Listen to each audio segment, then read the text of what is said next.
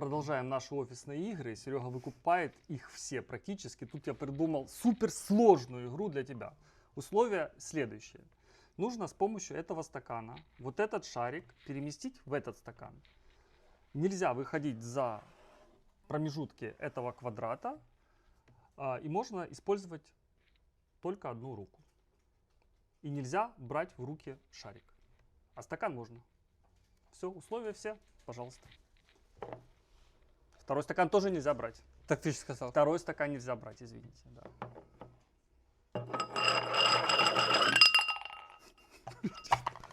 Как это работает? Как это работает? Так нечестно все.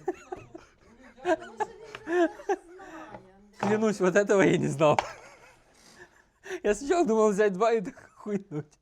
Там, где мы учились, он преподавал. Ужас просто. Ой, вырубай.